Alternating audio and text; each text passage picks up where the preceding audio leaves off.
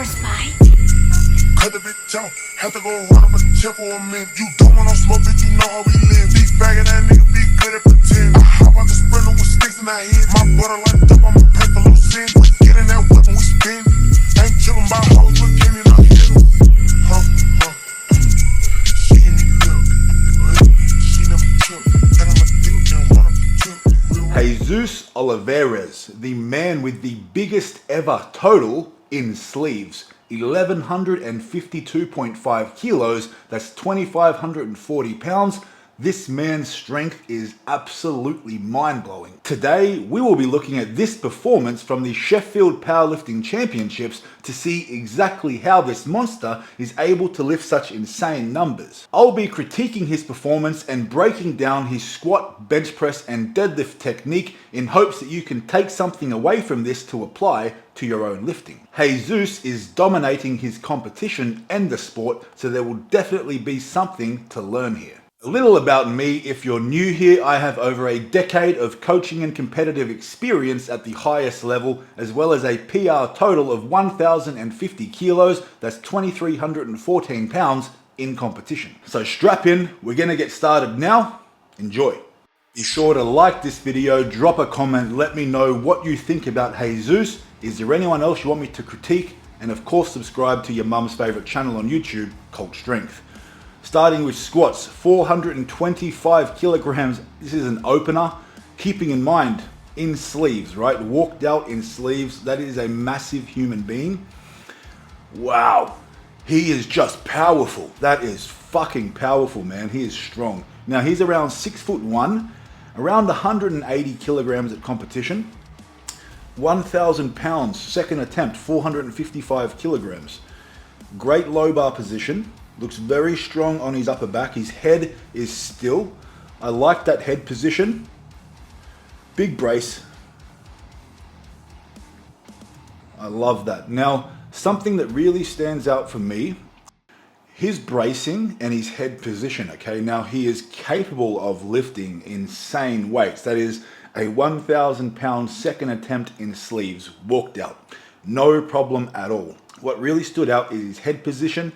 It's not looking down, he's not looking up, he's not extending his neck. It's nice and neutral. He's got his chin pulled back slightly, looking very slightly down, and his head doesn't move at all during that entire squat. From the moment he unracks it, he braces and executes the squat, his head does not move. That is extremely efficient, and that's an important part of locking in the brace. If you want to keep a nice, strong, stable upper body and a nice, strong upper back, we need to make sure we keep our head still. If we're moving our fucking head around like this during a squat, it's not gonna help the brace, it's not gonna help anything to do with the squat. So what I really like there, although he's obviously fucking powerful and strong as shit, I like the bracing, I like the head position, I like the focus. Let's have a look at his third attempt now. 470 kilograms. I believe this is possibly a world record in sleeves for the squat. I know Ray Williams may have gone a little heavier. Either way, this is impressive. He's a well-rounded lifter. Again, so strong. That is so much weight to walk out. That head position, he looks confident.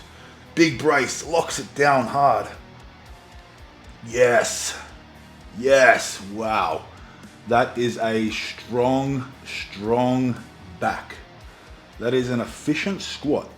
Now, obviously, you know, when weights get heavy, we're challenged with our technique, and that is pretty much as heavy as it gets. And he's doing an incredible job of maintaining an excellent position. Now, I think something besides the obvious of him just being a freak and being super strong, what makes his squat so efficient, when he descends into the squat, he's not really pushing his hips back, okay? He's driving them straight down into the hole. He's got that nice brace pulling his rib cage down. Everything is stable. He drives his ass straight down into the hole. I'm sure that his hips are traveling back slightly, but often when we see squatters, they can exaggerate that hips back. When they push their hips back too far, what happens is they need to compensate by leaning forward. Jesus does an excellent job of staying upright, and you can see that when he's challenged halfway up, when he wants to start rounding over, that strong head position, that neck position, the upper back position, because it's so locked in, it allows him to really power through that sticky point. And that is a huge part of his success. So great technique. Obviously, he's being challenged under this fucking heavy load. So there's a little bit of a breakdown, which we have to expect at some point. But this is an extremely powerful guy, strong legs, strong back. But something to take away from that is that fucking head position. It may be something small, but he is a great example of how to set up for a squat, right? You can see everything's locked in, the brace gets locked in, and then he descends powerfully into the hole. No energy wastage. He's not driving his hips back. They're stable, they're strong, and he pops out of the fucking hole like a monster. And then his upper back is so strong that it's able to power through that sticky point. So incredible squatting, great start to the meet. Obviously a world record performance. Let's have a look at bench. 250 kilogram opener, goodness me. That's just below my best ever comp PR. Long range of motion too. Good pause. That's fucking easy. That's easy. That is a great bench press. I'd like to see another angle though. 265 kilograms, second attempt. Wow. Getting close to 600 pounds. Okay, side position. I didn't get to see it for long there, but he's got a great position with his chest. He definitely has scapular retraction and depression. That's just powerful, man. He is so strong. The bar path is excellent. Something that I'm really seeing with his bench press there is obviously the pause is excellent, the long range of motion, but that short glimpse that we had from the side, he definitely has excellent retraction and depression of the shoulder blades, which is something that I talk about. Now, adopting that position when you bench press, pulling everything back, chest nice and big, that's really going to allow you to stay the safest, and it's also the strongest position that you can bench press from. So lifting such heavy weights, it's very important that we do take certain measures to minimize the risk of injury, right? Because bad things can happen when we're lifting this much weight. But because he's so stable through the upper back, through the shoulder joint, he's able to just fucking pump that bar off his chest. And it's a good solid pause. The tempo on the way down is efficient. It's not too fast, it's not too slow. It's a great bench press. I'm definitely keen to see his third attempt. I think he will be challenged here. I hope he's challenged here. I'd like to see what it looks like when it's tough, because those first two attempts were quite comfortable. 600 pounds, 272.5 kilos. Stuck with it, man. That was a little tougher. That was a little tougher. No downwards movement. That should be two white lights. A great lift. A great lift. So again, you know, he's obviously a really strong guy. Not an overly technical bench press. What do I mean by that? Well, he's a big guy, so he's not getting into any crazy positions. You see a lot of the lightweight guys and ladies getting into some insane positions with their mobility. Obviously, being bigger, mobility can be an issue, but he makes up for that with sound technique where it counts, and obviously just strength. This guy has a lot of mass. He knows how to move weight. This is an extremely efficient lifter, and he's only young, I believe. I think he's only like 25 or 26 at the moment. I believe he may have been 24 when he did this meet, which is mind-blowing. Like, this guy is not at his ceiling yet. I think he's got a little bit to go. But one thing that I would really love to see, because he's an IPF lifter, I would love to see him in competition against other world-class lifters. Now, he doesn't really have anyone in his weight class directly challenging him. No one's really at his level at the moment.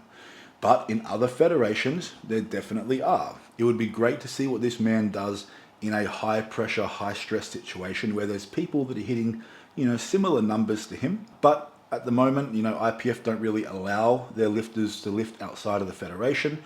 That's something that I do have a problem with, and it's a little bit disappointing because, you know, there's some great athletes in the IPF that can definitely mix it up with the athletes in all the other federations. And how cool would it be to see them all come together and, you know, lift some fucking weights? I think that would be awesome. But he's off to a fantastic start. He's 6 from 6. His subtotal would be fucking crazy. Deadlifts. Goodness me. 370 kilogram opener. Assuming this will be a warm-up. For a big guy, that's a lovely deadlift. He dropped that. He dropped that. That'll be reds. He got whites. Okay, I thought that he didn't really place that down with control, but hey, you win some, you lose some. I think he'll put this down a little bit more gently. 399 kilograms, an odd number selection, but there would be a reason for this. He's probably hitting some sort of a record with this lift. I'm going to talk about this technique. It's quite nice. Powerful guy. Bit more control there on the way down. Is that whites?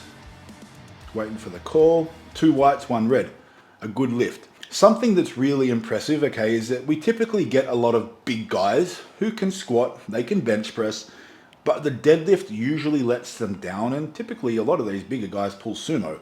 This guy's pulling conventional, and he's actually getting himself into quite a decent position. I'm actually quite impressed with the efficiency of his deadlift. Another thing that's really impressive is his grip strength, something that bigger guys struggle with, and this is not in an offensive way at all, but Jesus is slightly higher with the body fat, okay, and that can sometimes lead to kind of chubby hands. Chubby hands, it can be difficult to grip the barbell, which is why you see a lot of big, strong guys who are capable of massive deadlifts. Unfortunately, they drop them before they can ever get there, right? So in competition, you do see a lot of big, strong guys unsuccessful with their second and third attempts due to dropping the bar. You don't really see that with this guy. I've seen him lift some incredible numbers in training as well without straps. He has no problem with grip, which for me is just extra impressive because of his frame and his size. So he must have incredibly strong, big hands and a really efficient technique. Although he's massive, he's not really spread out. Could he be a little bit more compact? I don't really think so. I think he's as compact as he could possibly be for his size and still be in an efficient position to deadlift. So I definitely think it's something to look at, right? He's a massive guy, 180 kilos, 6'1", and he's quite compact. So something to take away from that is when you look at him, when you look at Hafthor, when you look at, you know, John Hack, some of the greatest conventional deadlifters ever, their stance is narrow, everything's nice and compact, okay? So I think there's something to look at there. If you're looking for a big deadlift, you're a conventional deadlifter, make sure that everything's nice and tight, everything's nice and solid. And remember, the wider your hands are, the further the bar has to travel, okay? The higher lockout will be. So it's not efficient to have a wide stance with wide hands. Let's have a look at his third attempt. 410 kilos. This is equal to my deadlift PR. 903 pounds. Well, let me tell you, I did not do my 900-pound deadlift at the end of a 3-lift meet. It was in training. This is far more impressive. He looks confident, man. This guy's a tank. That's fucking easy. What do you mean? What do you mean? That looked easier than his last two. What are you doing, gentlemen? Sir? What are you waiting for? I think, okay, so I actually had red lights initially and it got overturned.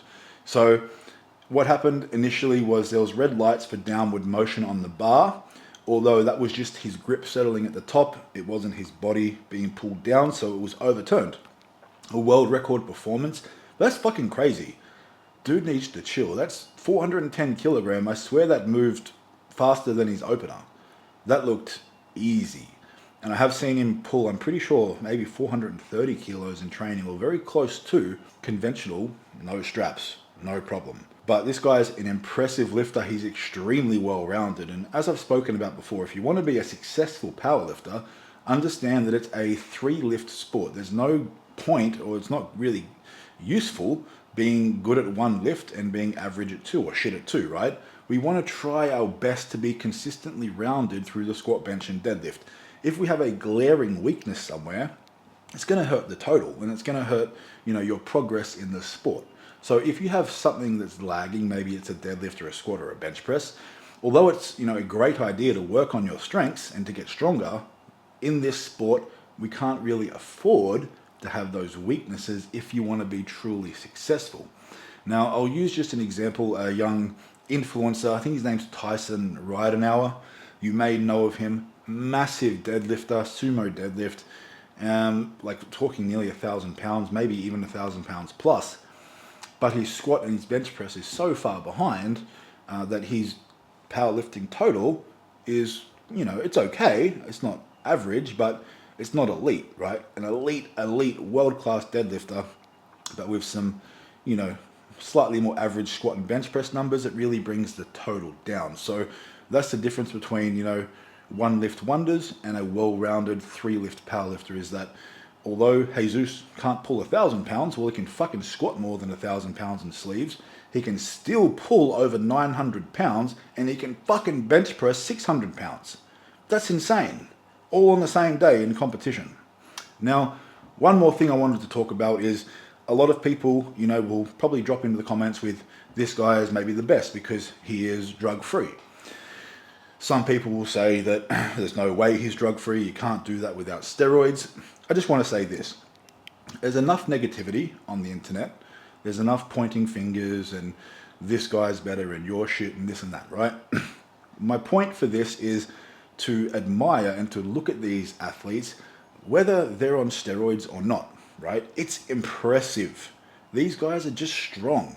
So this isn't about who's on what, he's on more, that guy's more impressive because of this. I'm just admiring some really strong athletes, pointing out some of their strengths, some of the things that you can look to take away to add to your training to help you, right? This is about positivity. It's about growth.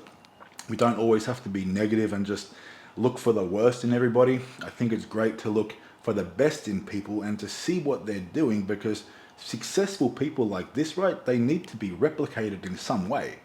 If you have goals of being an elite powerlifter, well, look at the best. What are they doing that's different to everyone else? Obviously, genetics plays a big role.